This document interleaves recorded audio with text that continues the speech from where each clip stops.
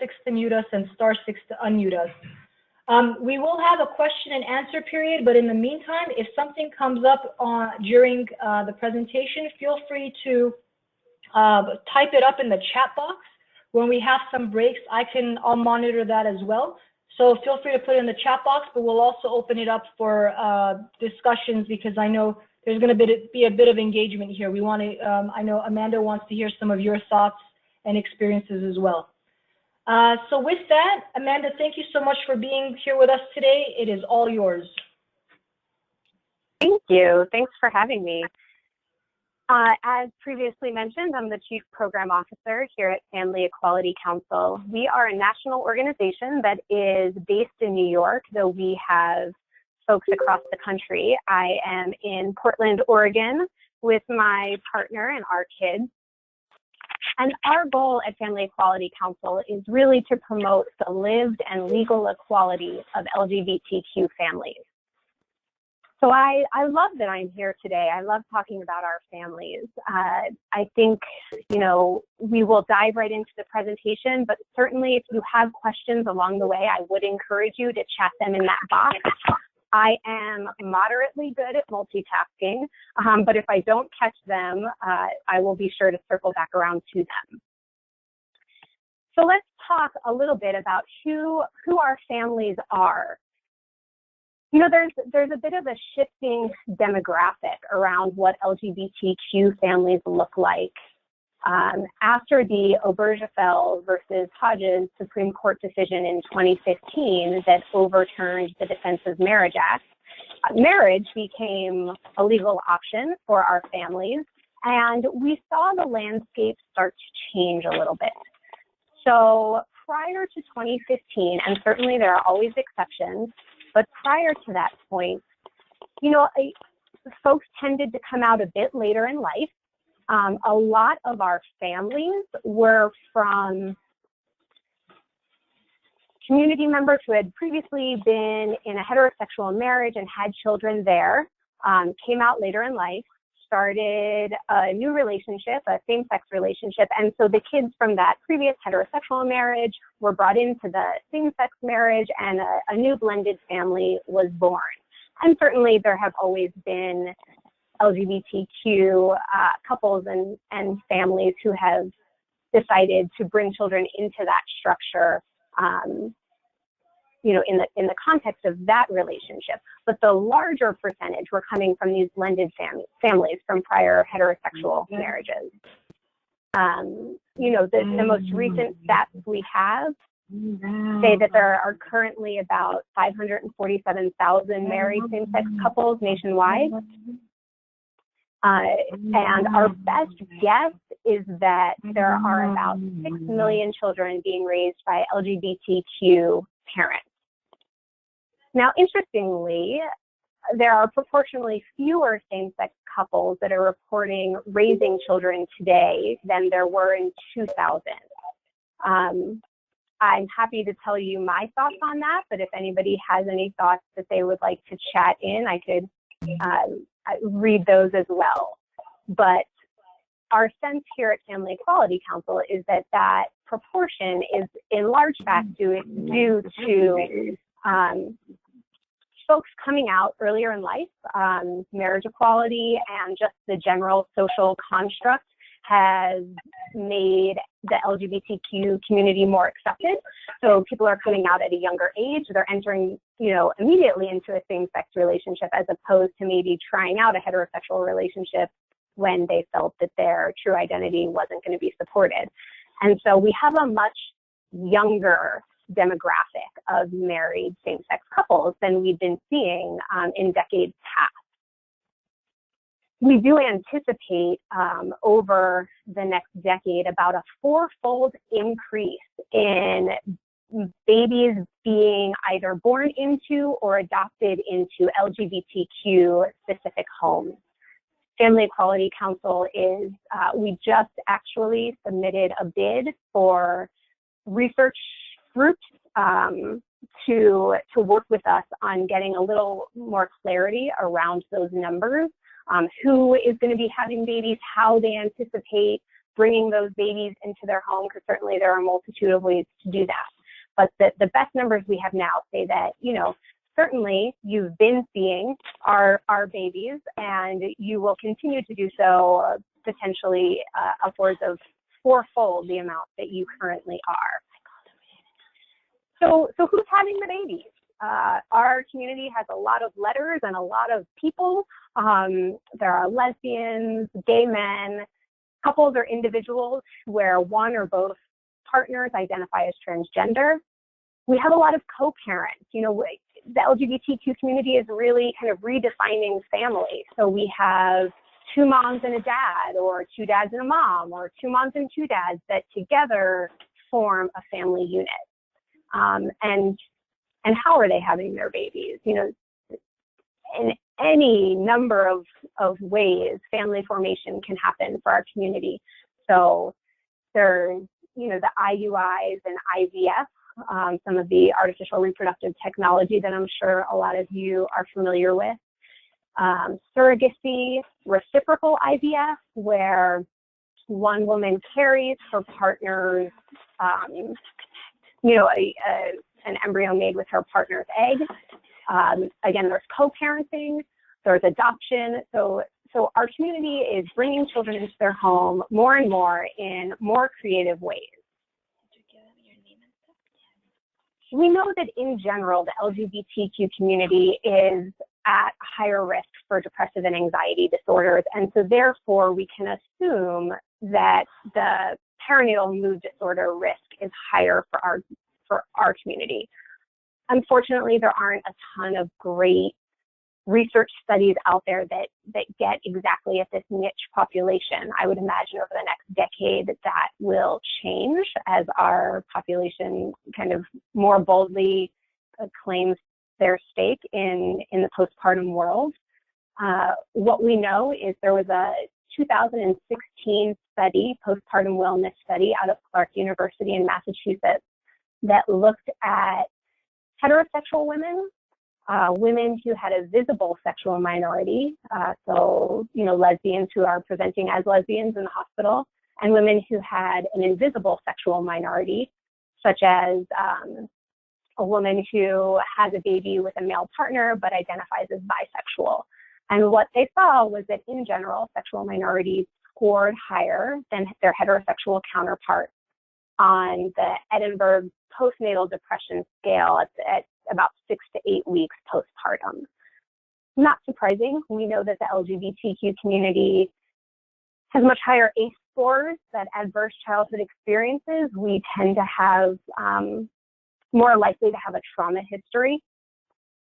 Unfortunately, I mean, the stats for adolescent sexual assault, when you look at transgender individuals reporting more than 55% of transgender individuals reported adolescent sexual assault, 15.5% of lesbians compared to 7.5% for heterosexual girls. That's shocking. And we know full well that prior trauma history tends to rear its head, especially in that vulnerable postpartum phase. It's likely that the numbers that we're going to see come out of research in the coming years show some staggering postpartum depression and anxiety rates, especially once we talk about some of the challenges that our community faces.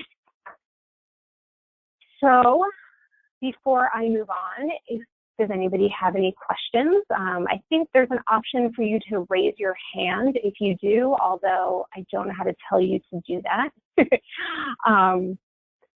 But feel free at any point to just pop your hand up and let me know that you would like to ask a question. Otherwise, I will assume it's okay to continue on.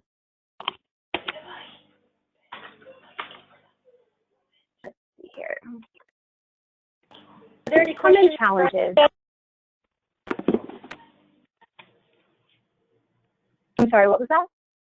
I was just checking in to see if there was any questions at this point for you. Okay. Yeah. Feel free to check them in that box too. So common challenges in the postpartum in the postpartum period for LGBTQ communities. You know, for everybody, the transformation into parenthood is one of the most dramatic transformations that we will undergo in our lifetime. And to note, it's one of those transformations that is so uniquely tied to gender norms, to gender roles, to gender stereotypes. To being a mommy or a daddy, our society has very firm ideas about what that looks like. And for people who already kind of buck those traditional roles, this can be an incredibly challenging time. It can bring up a lot of gender dysphoria. So this sense that the role that you're supposed to play doesn't match the role that feels most comfortable to you. Where we often see this come up is in breastfeeding. To note, a lot of members of the LGBTQ community prefer to call breastfeeding chest feeding, depending on who is feeding the baby. But as you can imagine, so probably the number one topic of conversation postpartum is breastfeeding, right?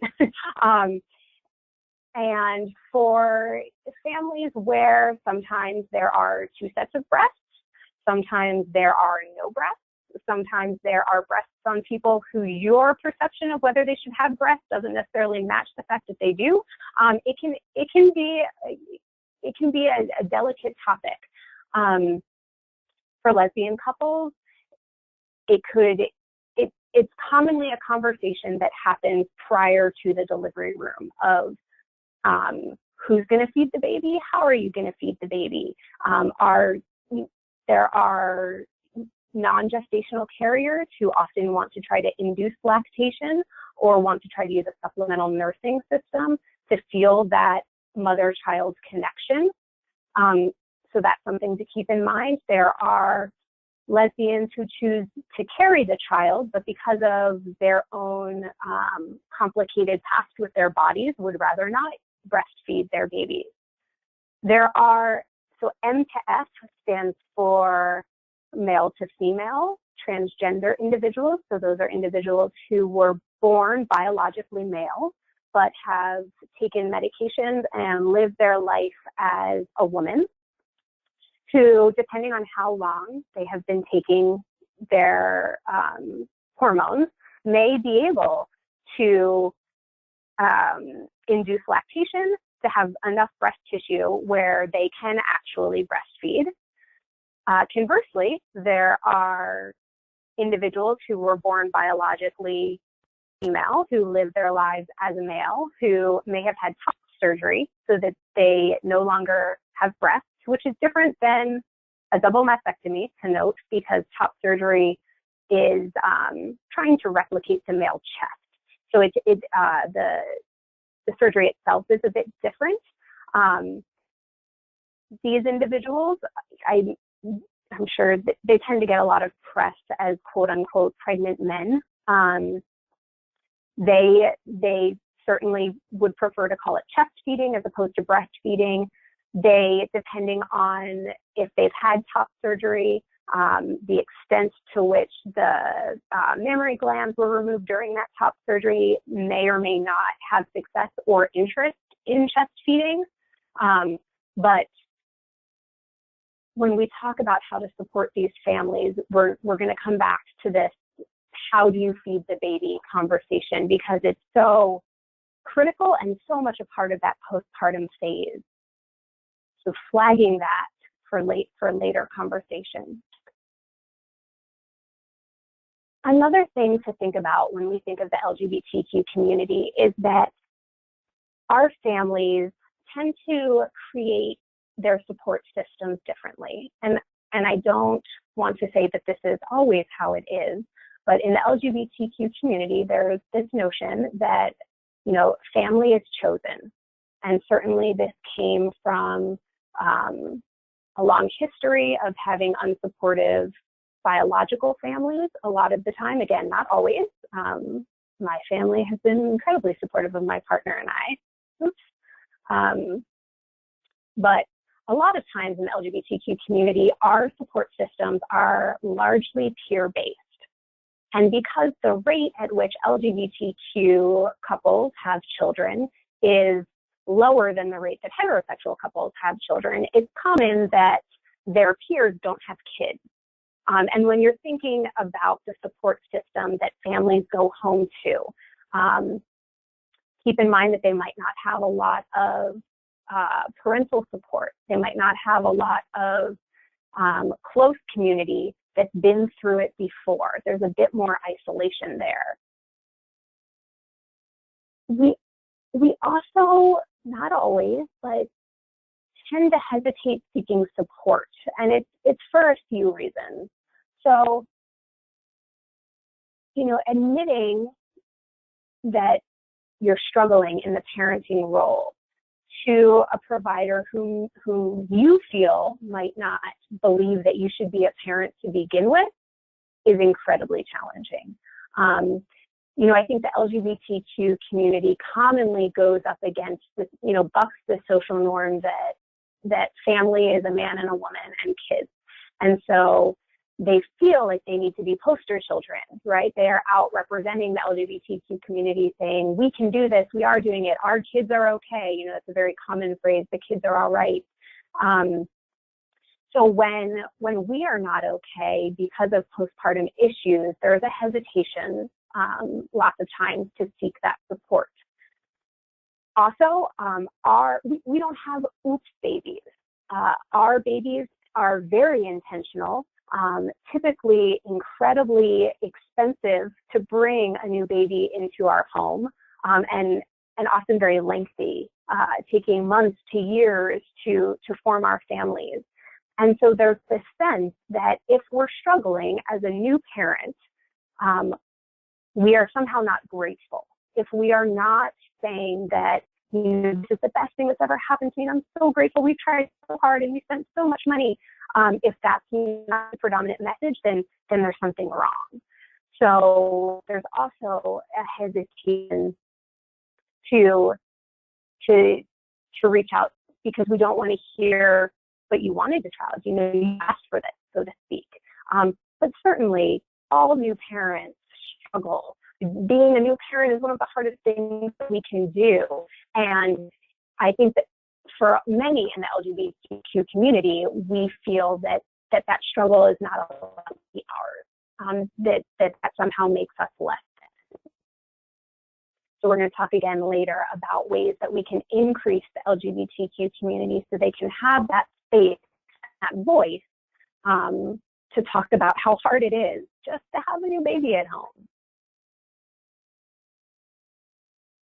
Something else to consider that you probably don't spend much time on in a typical heterosexual dyad is that non-gestational partner.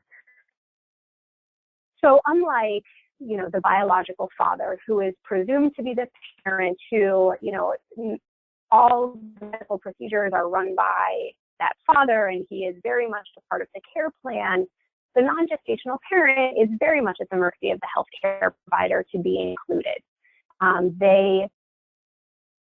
They are often invisible in the room until one provider recognizes them and makes sure that others do the same. They potentially have attachment concerns as a non-biological parent, as a marginalized parent in this situation. Again, that desire just to be recognized as an equal partner in the room. They may be struggling with some of those same gender dysphoric identity issues that the birth parent is potentially struggling with. To note, we're really good at making sure we have space for new moms. Support groups, La Leche League, all kinds of support geared towards new moms, and some, certainly less, but still some for new dads.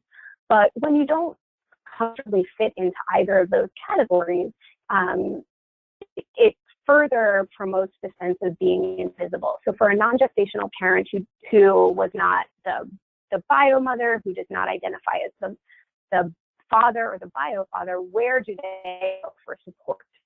And I'm sure you know this, but postpartum depression isn't just for the birth parent. It's very real, and an illness that can be suffered by fathers, by adoptive parents, by non-gestational partners. And so keep in mind with LGBTQ communities higher risk for mood disorders in general, that extra screening for both partners, for both parents in the postpartum phase is critical. And certainly this might not be as effective to do, in the hospital immediately following birth. But if you do refer out to any home visitation, it's something to note that it's not just the biological mother who should be screened. An issue that the heterosexual population doesn't have to deal with, but that is very alive and well for our families, is concerns about legal and policy barriers. California is phenomenal, is great in recognizing same-sex parents. You can have 3 parents that can adopt a child. California is one of the most progressive. That being said, if parents are to leave California or to leave the country, then their rights to the child are not guaranteed. We hear horror stories almost every day, sadly, about LGBTQ families who,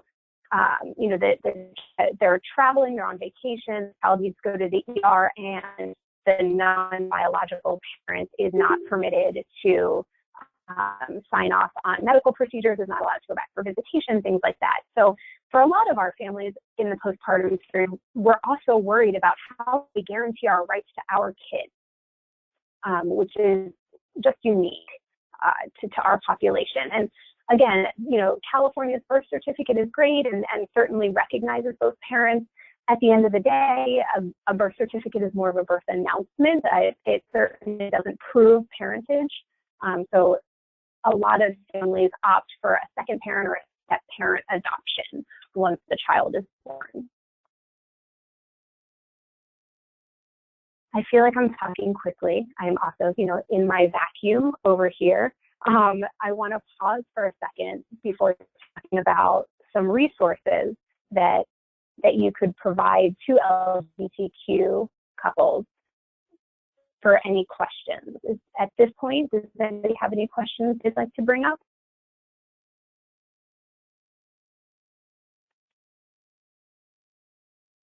Don't get me wrong, I can keep going.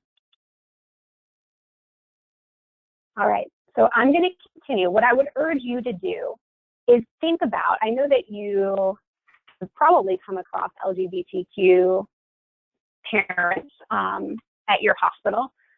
So think about a particular case study, if you will, and ways in which you think it went well or didn't go well, because I would love to open it up for a little discussion if we have time after. I want to hear what you're seeing. I want to hear where you feel like, it gets messy or there's fumbling. So please come up with those stories too, so we can open that up. But let's talk a little bit. I'm of the belief that trainings are great. Tell me about the problem, but what I want from training is next steps and what I can do. Now that I know that this thing exists, what can I do tomorrow to make a difference, at least in the work that I'm doing? So I'm hoping to share some of that with you now, and certainly, this is not a completely comprehensive list, but I think it's a good starting point for ways that you can create safe and inclusive perinatal spaces for the LGBTQ community. So first, if you are motivated, and I hope you are, to create this safe and inclusive space, I would recommend starting with a review of your written and virtual materials. So often our community feels invisible. We are not represented often in mainstream media. Certainly, we are not represented in children's books. You know, our families don't have a voice on most sitcoms or pop music. And that also is true in what we see in hospitals, in birth centers, in prenatal clinics. We don't see families that look like us. Certainly not in the brochures that people might have or in murals that are on the wall. Look at the language that is being used in virtual materials. You know, especially when we're talking about new babies, we have a tendency to talk about mom and baby or moms and dad. If possible, if your place of employment is open to it, consider more neutral terms like birthing parents, clients, pregnant person, co-parent, partner, spouse, things that are just more inclusive of a broader range of families. If you have any say in, you know, in those brochures, in those murals, if you can get some representation from LGBTQ families, from just gender non-conforming individuals or couples, people who kind of, you know, buck gender norms, that can go a really long way, even if it's one picture on a website that features 30 families. We notice that, our community notices that, and we say that, you know, they're people. We see ourselves in the work that you're doing when you actually show us in the work that you're doing. If that feels a little bit out of your control, I would strongly encourage you to go to the dollar store and get a pack of rainbow stickers. You know, some people recommend pink triangles. I'm more of a fan of the rainbow stickers. Pink triangle goes back to the Holocaust and just conjures up negative connotations for me. But I would recommend getting some rainbow stickers, putting it on at least your name badge.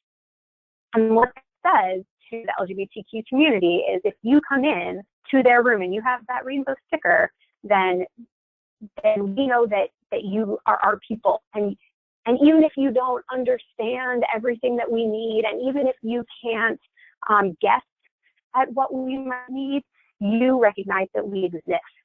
And that is huge. You are saying that you are committing to creating a safe space for us, and that we can tell you what we need for that space.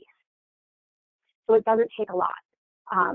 Those little dollar store stickers can be incredibly powerful.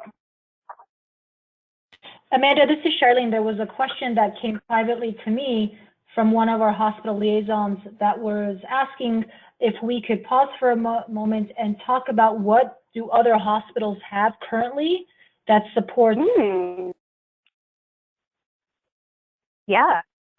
this across the hospitals. So anyone is welcome to respond to this question. So again, the question was, what are hospitals currently doing in terms of brochures, visually, language that supports this population?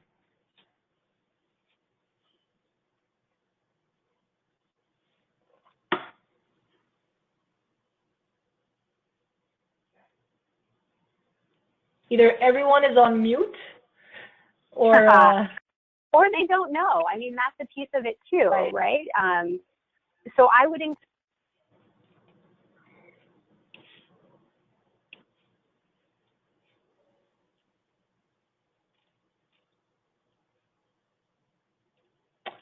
Amanda, I think we lost you.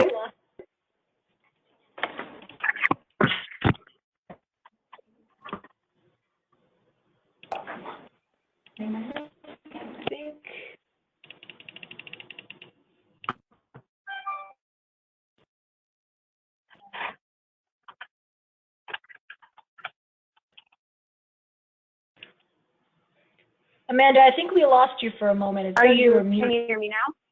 Yes, we can. Can you hear me now? I feel like this is a Verizon commercial. Okay. Yeah, so I would just recommend that folks go back to their hospitals and see see how LGBTQ parents are represented, and where there might be room for more of that representation.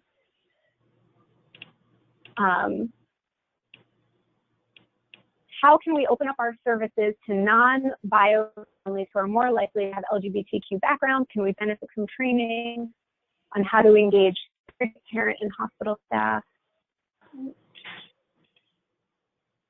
Yeah, I think that's a great question, because programmatically we talk a lot about bio mom, but the reality is we definitely, the program is open to clients who are also adopting or are going through surrogacy. I think the challenge with that is, given our program procedure, is that if it doesn't happen in the hospital, unfortunately, it doesn't happen once the client goes home. So if the adoption is already set in the hospital, absolutely you can recruit a adoptive family.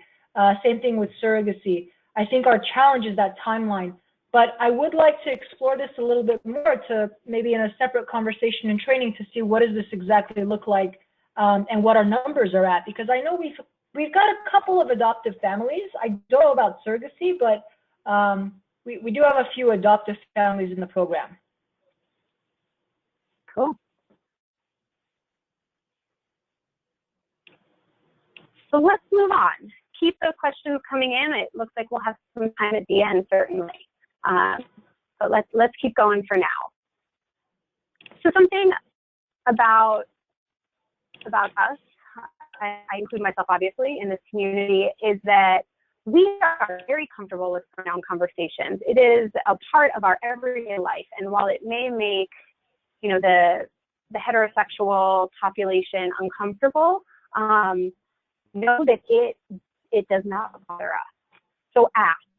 Don't be afraid to ask. If you walk into a room and you see something other than a stereotypical mother and father,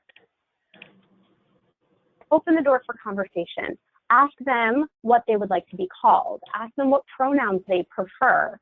An easy way to get to this is by asking them what the baby is going to call them. They've probably thought about it. It's a big topic of conversation when you're trying to conceive in the LGBTQ community. Oh, what are you going to go by? Are you going to be mommy and mama, or mama and baba, or papa and dad? They've thought about it, and let them take the lead. Listen to how they refer to each other. Are they saying partner instead of wife? Are they saying spouse? Note the terms that they are using and then use them, and note them in the chart, so that not everybody who comes into the room has to have the same conversation about pronouns, especially if they're gender non-conforming, right? So if they don't fit what you would typically think of as male or female. If you can get that noted in the chart, awesome. If not, so let the nurses know, let the lactation consultants know.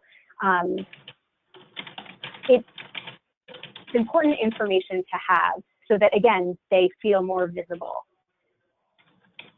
Probably don't have to say this, but only ask questions that are pertinent to the care you're providing, to your connection. So if, for example, if there is an obviously transgender individual, there's no need to find out, you know, what hormones they're taking, or if they plan on having surgery, or if they've had surgery. You know, they don't need to be a learning experience for you. So I would encourage you to keep the questions more specific to the care you're providing, but certainly don't be afraid to ask pronouns. I can't stress how commonplace that is in the LGBT community. You know, in my world, more often than not, if I am emailing with other LGBTQ organizations, at the bottom of the email, it just under their email signature has preferred pronouns. So folks will not be offended by the question. And then, if you can, anticipate the assumptions that providers might make and attempt to be an advocate for the patient. So if you're, you know, an early point of contact, you realize, oh, this isn't mom's sister, this is mom's partner. Let folks know. Help that person be a little bit more visible.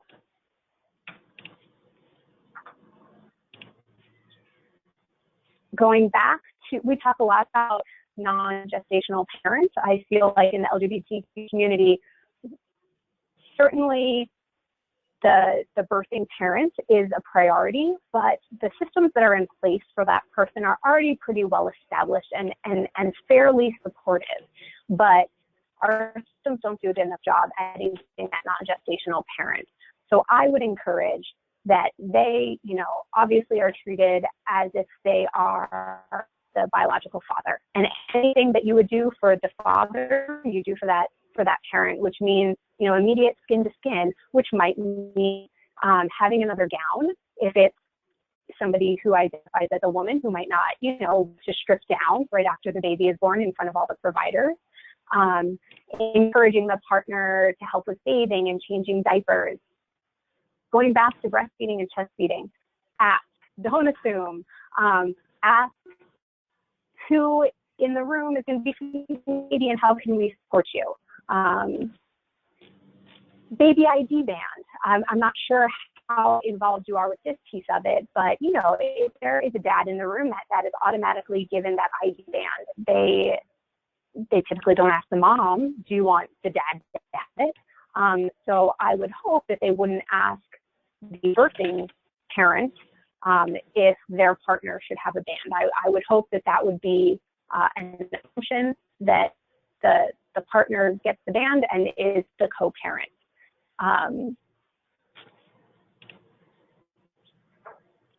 Diving a bit more into that breastfeeding and chest feeding support, really just start by determining the plan.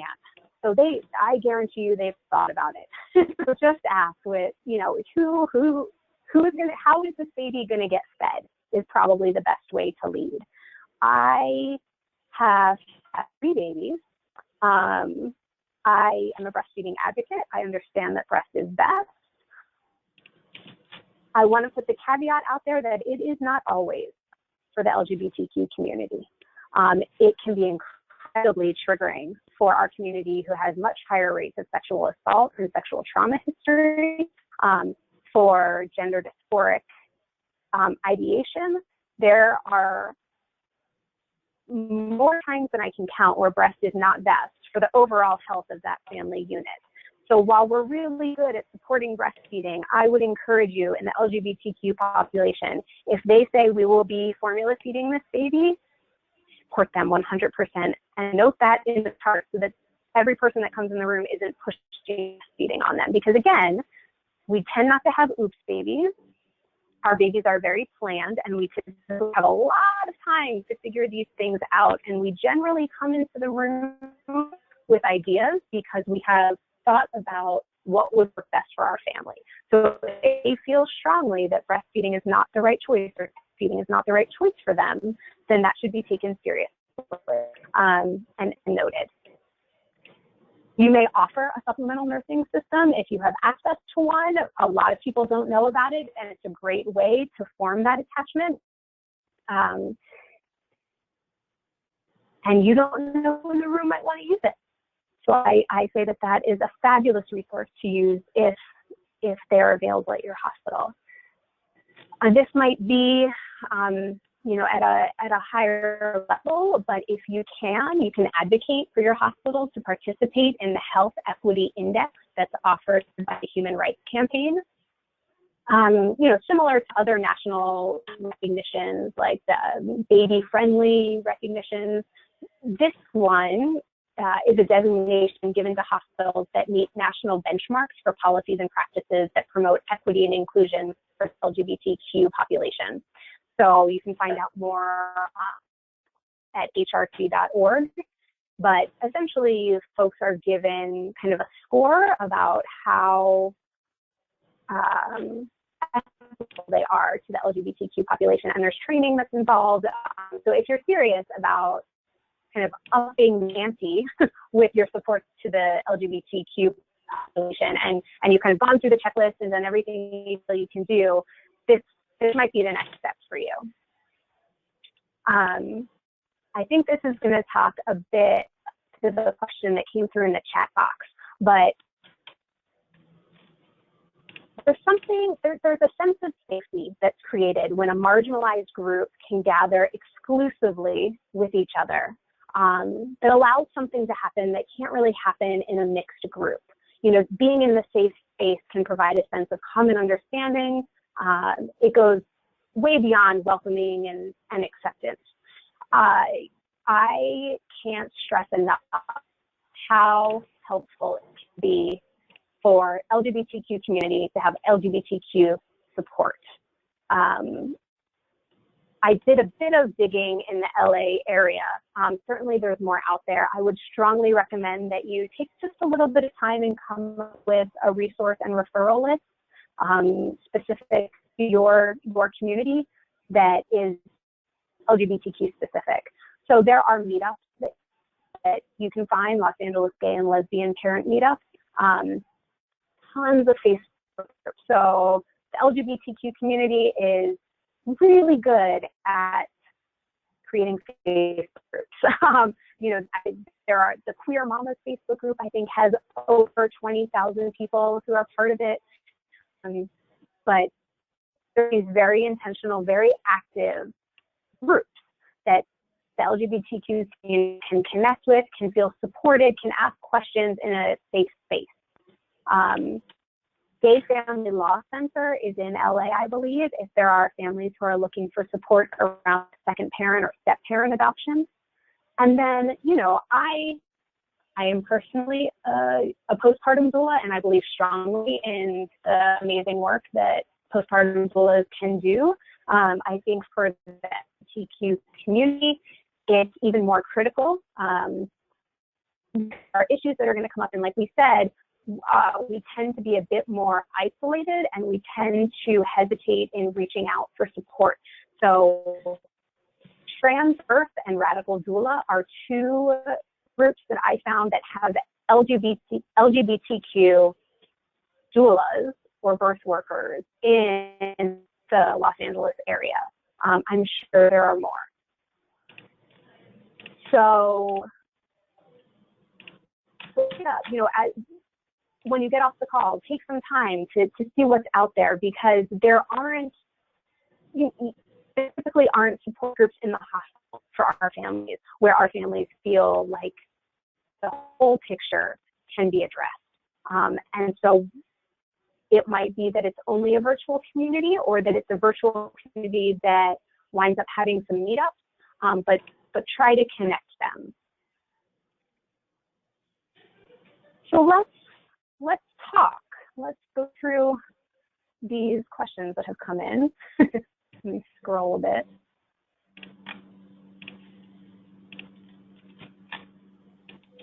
What does the triangle stand for, and what is the connotation?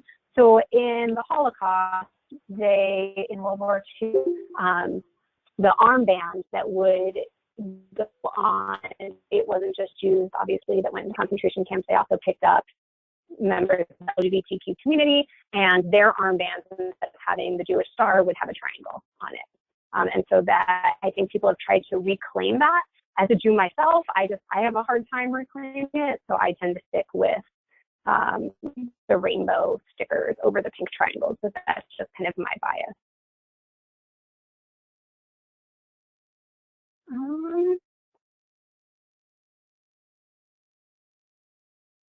So I have a client that lives in Compton, and her oldest is being bullied because of her mother's appearance. She presents more male. My client wanted to know, can she go to DMH, Department of Mental Health, I'm guessing, for services for her daughter dealing with LGBTQ, or should she seek out services elsewhere? Certainly, I would imagine DMH, yes. Mental health is mental health. That being said, there are different services that might not have as long of a wait to get into them. You can look up LGBTQ community centers, and they typically do a lot of work around youth and safe spaces. I believe LA has a pretty big one. So I would recommend starting at the LGBTQ community center in your area. This is Charlene from LA Bus Babies Network. I would also highly suggest getting in touch with Maternal Mental Health Now.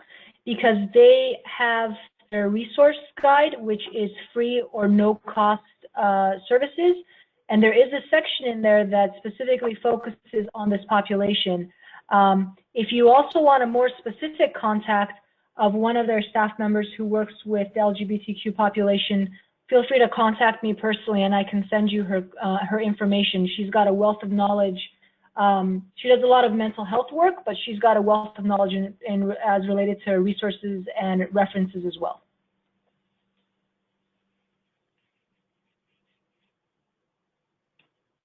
Does anybody have any case studies that they want to share or talk about? I'm happy to have you unmute and we can have a little conversation about a time where you think a situation wasn't handled well, or a time when it was and should kind of be the hallmark of care.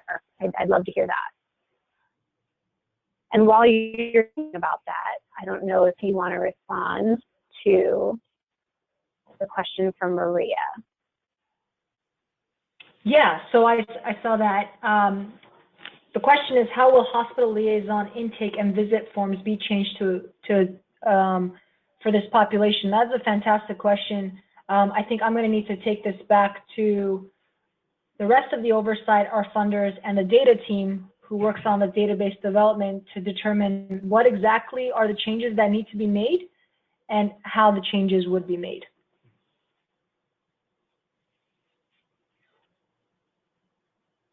I'm happy to be part of that conversation if I can be helpful. Yeah.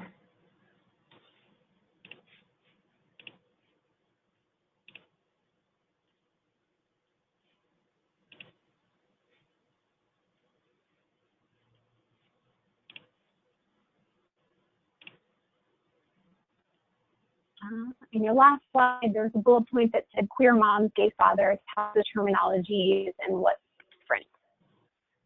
Sure. So the Facebook group, Queer Mamas, so, you know, within the LGBTQ community, queer is a very acceptable term.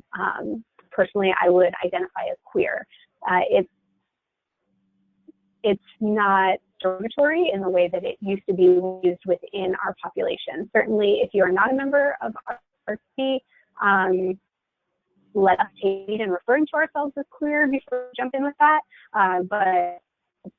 but it's pretty common.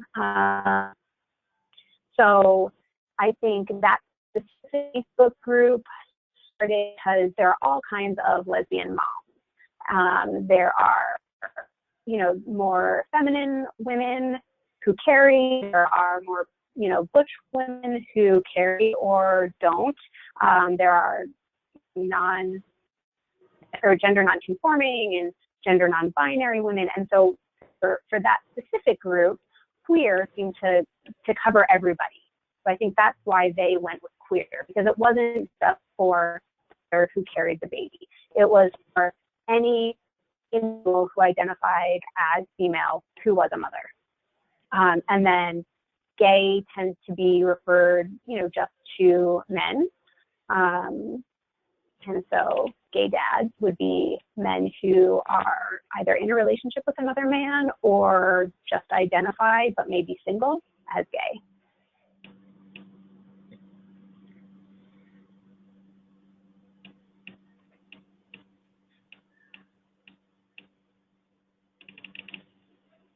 I noticed, Diane Gasboard, you had a couple of comments in the chat box about having a client. Would you like to bring up your case over the phone?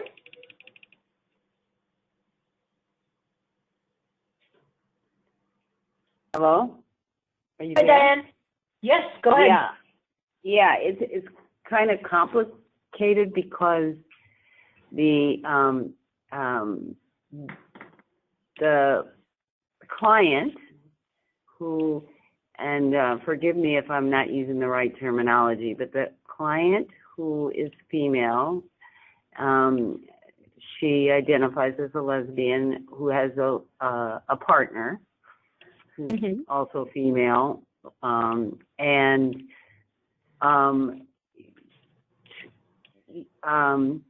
had a friend who provided who served as the biological father. And that went well, and she had the baby. However, for whatever reason, there was a conflict between the biological father and the mother. And so now it's very messy. And so in terms of legal custody and accusing each other of different things, and we're like trying to support the client, and and so currently she is on creative outreach because they're trying to work out what's going on. And it's just not it's like we're kind of in a bind because we don't really have all the facts or what's going on. Department of Social Services, the Department of Family and Social Services got involved, and so, like I said, I'm not sure all the details yet, but I'm sure once she calls us back, because she still wants the services, perhaps we'll get more information, and we're kind of at a loss of not knowing how we will proceed because we don't really have all the facts. So I guess it's have you ever dealt with issues where the legality of the biological parent gets involved, where it becomes So I think the key issue here is terminology, right? So did he enter into this agreement thinking that he was the biological father, or did he enter into this agreement thinking that he was unknown sperm donor? Because those are two very different relationships. Okay. So that is the problem, because there was no written agreement. It was all verbal, and and I guess he has decided that he wants it to be different at this point. So I guess that's kind of where the issue starts getting blurry, because there wasn't any written agreement. And in that case, then he has all of his parental rights, and he would be considered the biological father. So it's only when, a lot of times, even if people have a known donor, they'll have that donor go through a sperm bank so that they can be sure that all of the legalities are taken care of, so that parentage and rights are not an issue later. And when that doesn't happen, then there's not a ton of recourse, because it is his sperm. And if he didn't sign away his rights in a legal matter, then he is, has rights to that child. Yeah, and I think that is I'm going to assume that's what's going on. Like I said, I don't have all the facts, but that's what we had based on what we know at this point, that's what it sounds like. Yeah, and unfortunately, there's not much you can do retroactively on that if both parties aren't in agreement. So I wish I could say, call in the legal, but yeah, it sounds like if he wants rights to that kid, then he will legally get them, because there wasn't anything in place to say otherwise. But that actually does remind me too, when you're talking with members of our community, the phrase "who's the father?" or often come up. And when going back to language, unless there is a father present in the room, you can assume that that baby has a donor, not a father. Okay. And was there any other way I could have expressed what I just expressed so that you can educate me on terminology as well? I am very open to it. So personally speaking, our son, we just had to deal with some cardiologist visits, and he's fine. We thought there might be a congenital heart defect. He's 7. But repeatedly, the cardiologist would say, well, does his father have this issue? Or do you know his father's history? And we, corrected him multiple times. And our son was in the room, and he's 7. He's old enough to catch on to this. I'm saying, well, the donor. And the cardiologist was not following our lead on our language choice. So I would again encourage you to just be really intentional about listening to the language that your patients use in describing their family systems and using that same language. And if you're unsure, just ask. That's very helpful. Thank you. Yeah. What advice would you have to help educate other hospital staff, like nurses, birth clerks, when serving LGBTQ families in the hospital? Or are there organizations who do train clinical staff that you could mention? So the Human Rights Campaign, they have trainings on their website for kind of all clinical staff. Certainly, I don't think there's anything in the presentation that you just heard that wouldn't be appropriate for clinical staff, and I would be happy to share that information with them as well.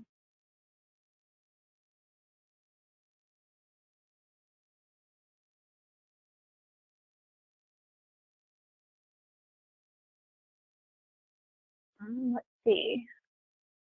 Maria had said that for the database, the drop-down option, you don't have a partner in drop-down option in the database. Yep.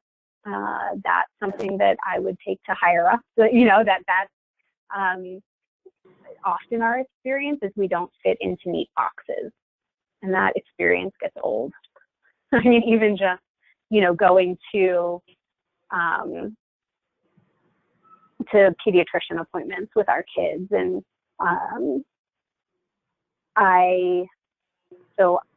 I carried our son, my partner carried our daughter.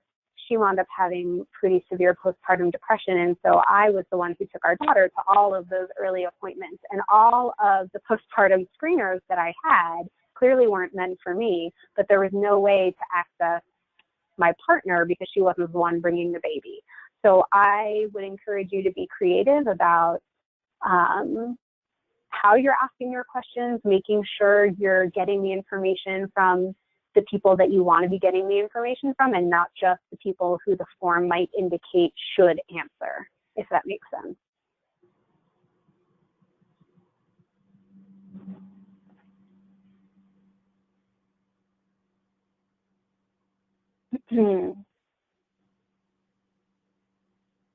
Charlene, is there anything else on your end that you wanted covered, or that you would like me to review? Or I do have a couple of questions. I know we talked about the database one, and I want folks to know that this is something that is going to require a little bit of a larger conversation with the funders and developer, but it's absolutely we're thinking about it. I mean, obviously, we're having this conversation today because it was seen as a need from our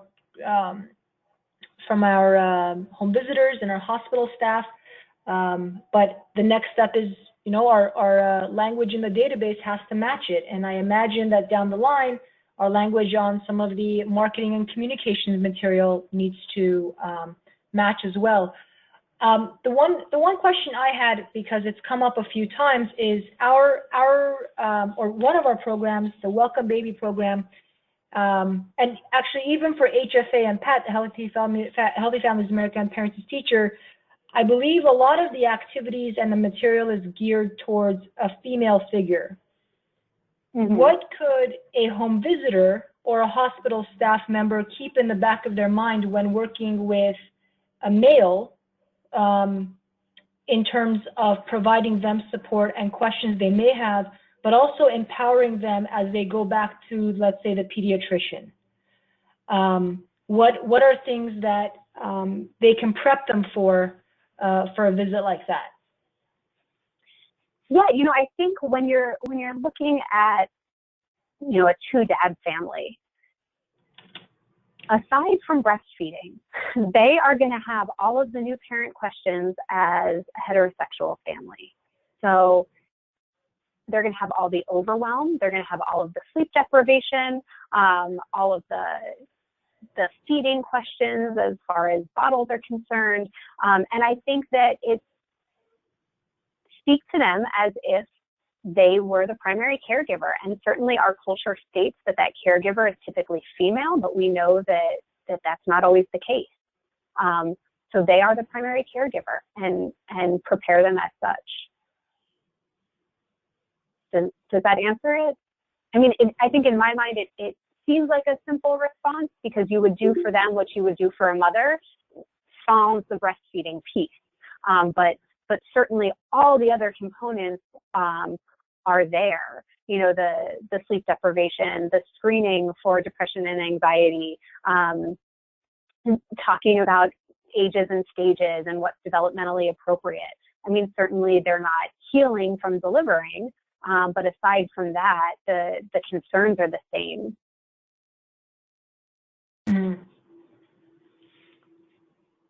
Thank you. Hi, Charlene. I wanted to chime in. This is Vanessa.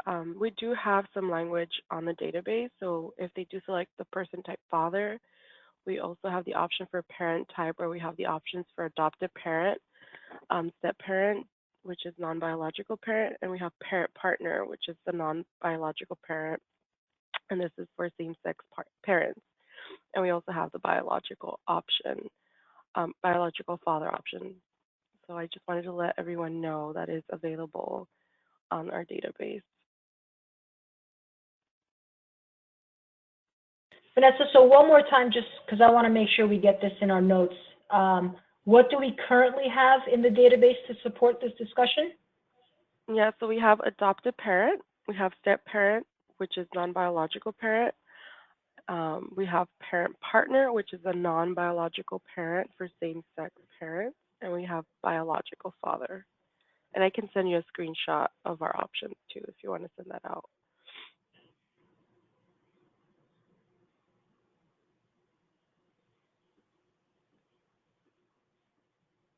And that is both on the Welcome Baby and the HVP side, correct?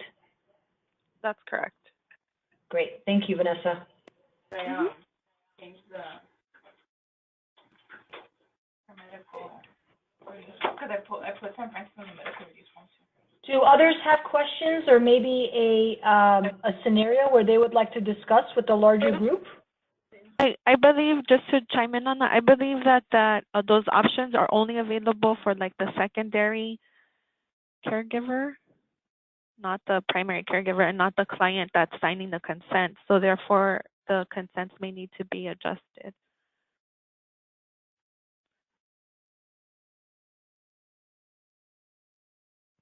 And okay. When you add a partner, It only gives you the option of father.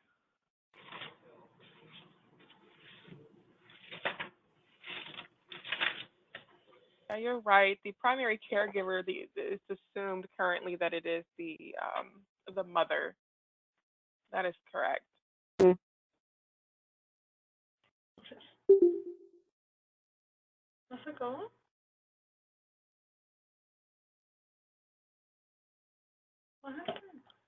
Do others have maybe cases or client stories that they would like to share with the larger group, maybe a success and challenge you had, or maybe something that's kind of lingering in your mind, or perhaps something the presentation didn't cover? Other topics, conversations?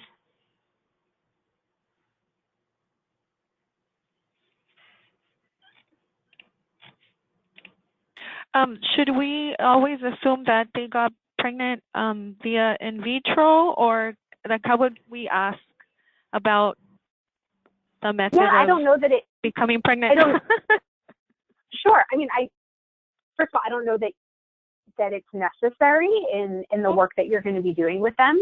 Okay. You wouldn't necessarily ask a heterosexual couple if they had sex or if they, you know, went through artificial reproductive technology. So going back to that, only ask questions if they're relevant to the care that you're going to provide them. If for whatever reason it's imperative that you know, then you can ask, but I'm having a hard time, you know, considering a place where it would make a difference. Okay, thank you for that clarification. Mm-hmm.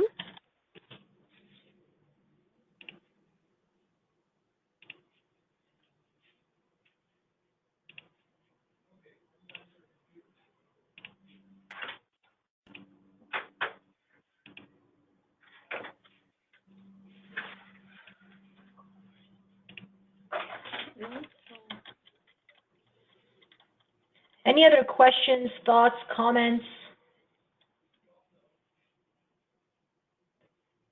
Amanda, if you were to, Amanda, I have a question. If you were to get a home visit, let's say postpartum, you and your partner came home with your baby, and you had a home visitor come to your home, what would you hope out of that home visit in terms of support, skills, personality? Is there anything that you just, what does that ideal home visit look like to you?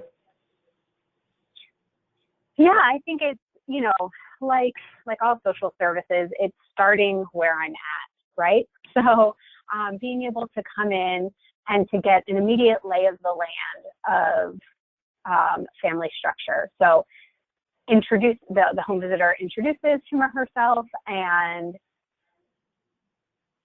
asks, you know, who lives in the house, and dives into, I think for me, the critical piece goes back to that feeling of isolation. So what supports do you have in place?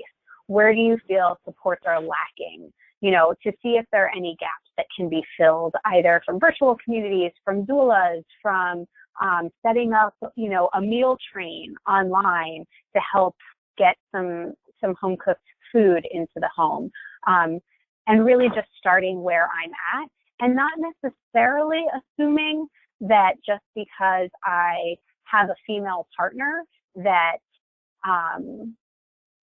you know, that means two moms, and so less issues. I get that a lot, like, oh, your kids are so lucky, they have two moms, so you guys must function really well. You know, it's still a two-parent household. And just because we both identify as women doesn't mean that we both, you know, do traditionally gender stereotypically women things in the house. So ask what I need, and again, be open to assisting me with feeding the baby however that works for my family, and whenever possible, certainly having a non-judgmental approach about what family looks like, because certainly on paper it might be listed that, you know, there are two moms, and then you walk into the home and two moms actually look more like two dads, even though they, you know, identify as two moms. So just try to leave judgment at the door, because they are parents, and all new parents are overwhelmed, and approach it from that angle.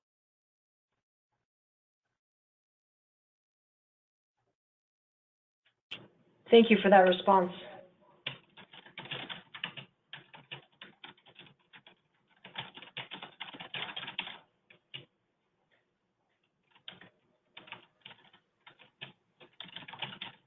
Do others have any other comments, questions?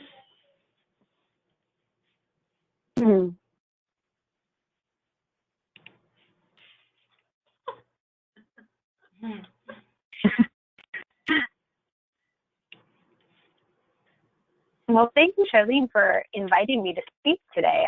I love talking postpartum phase. I don't get to do it enough in my day-to-day. So if anybody is interested in training specific for their hospital, feel free to reach out to me. My email is listed. it's an important population that, again, we're expecting is going to be booming in the next decade. So the more support that we can have in place in advance of that boom, the better. Amanda, thank you so much for today's presentation. I really appreciate you not only coming to share this information with us, but using your own family story to share this pertinent information.